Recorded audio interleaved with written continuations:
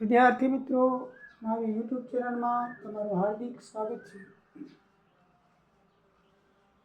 મિત્રો, આજે આપણે કોસ્ટ એન્ડ ફાઇનાન્સિંગ એકાઉન્ટિંગની અંદર ચેપ્ટર 1 પ્રક્રિયાના હિસાબોમાં ઉદાહરણ નંબર 1 જોઈશું કે પ્રક્રિયાના હિસાબોમાં કઈ રીતે દાખલા ગણવામાં આવે છે. એમાં 3 પ્રક્રિયાઓ દ્વારા દાખલાઓ ગણવામાં આવે છે. 3 પ્રક્રિયાનું એક એક ખાતું કરીને 3 ખાતા બનાવવામાં આવે છે અને દરેક પ્રક્રિયા દીઠ પડતર શોધવામાં આવે છે. જો એકમ પડતર અને કુલ પડતર, એકમ પડતર ને કુલ પડતર, અને અહીંયા છેલ્લે ટોટલ આવે છે ત્રીજું, એકમ પડતર ને કુલ પડતર.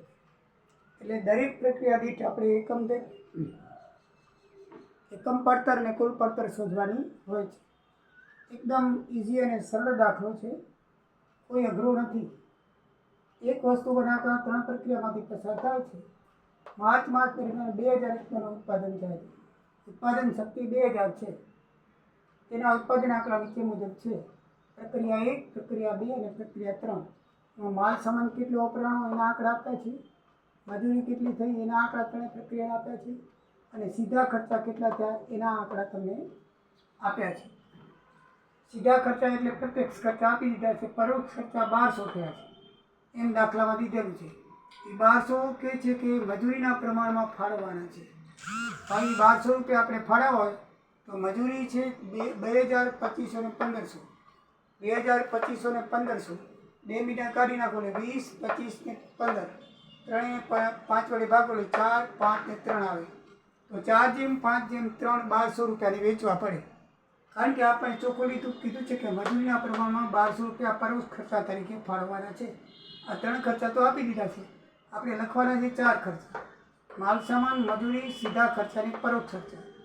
ચોથો ખર્ચો 1200 છે એ આપણે 3 પ્રક્રિયામાં વેચવાનો છે. તો 3 પ્રક્રિયાને 4:5:3 4 × 9 = 12 આવ્યું. તો 4 12અંશ, 5 12અંશ ને 3 12અંશ ને 1200 વડે ગુણીએ તો પહેલી પ્રક્રિયામાં 400 રૂપિયા, બીજી પ્રક્રિયામાં 500 રૂપિયા અને ત્રીજી પ્રક્રિયામાં 300 રૂપિયા પરોક્ષ ખર્ચા તરીકે લેવાશે. સમજાઈ ગયું મિત્રો? તો હવે આપણે એકમ પ્રક્રિયાનો દાખલો કરી શરૂઆત. માલ સામાન 3800 આપેલો છે, મજૂરી 2000 આપેલી છે, સીધા ખર્ચા 800 આપેલા છે અને પરોક્ષ ખર્ચા આપણે 400 પ્રક્રિયા નંબર 1માં લેશું. આને 2000 ભાગવાના. એકમ પડતર શોધીએ તો કુલ પડતર એકમ 2000 છે. તો ત્રણેય રકમને 1, 2, 3 ચારેય રકમ છે ને 2000 વડે ભાગો. 3800 ભાગ્યા 2000, 2000 ભાગ્યા 2000, 800 ભાગ્યા 2000, 400 ભાગ્યા 2000. તો જવાબ આવશે 1.90, 1.0, 0.40, 0.20. એટલે આ એકમ પડતર આવે. આ 2000 એકમનો ખર્ચો છે. એક એકમનો કેટલો? તો 2000 વડે ભાગો તો એક એકમનો નીકળી આવે. તો એક એકમના ખર્ચા થયા. એનું ટોટલ 3.50. ટોટલ ખર્ચો પ્રક્રિયા નંબર 1નો 7000 અને એકમ દીઠ 3.50 રૂપિયા એનો ખર્ચ થયો. એટલે પ્રક્રિયા 1 મુજબ આપણે એકમ દીઠ ખર્ચ 3.50 રૂપિયા અને કુલ પડતર 7000 રૂપિયા આવે. હવે એ જે છે એ પ્રક્રિયા નંબર 2 ખાતે લઈ જવાનું. કારણ કે પ્રક્રિયાના હિસાબોમાં નિયમ છે કે પહેલી પ્રક્રિયાનો માલ જે છે એ બીજા પ્રક્રિયાનું શું કહેવાય? કાચો માલ કહેવાય. એટલે આપણે કાચો માલ એ આગળ લઈ આવશું. પ્રક્રિયા 1 ખાતેથી આજે 7350 એ પ્રક્રિયા 2માં આગળ લઈ આવશું.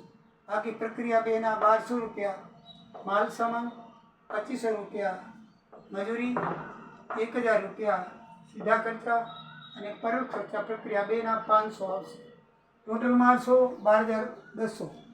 પછી 7000 ભાગ્યા 2000 કરશું 3.50, 1200 ભાગ્યા 2000 કરશું તો 0.60, 2500 ભાગ્યા 2000 કરશું તો 1.25, 1000 ભાગ્યા 2000 કરશું 0.50 અને 500 ભાગ્યા 2000 કરશું તો 0.25.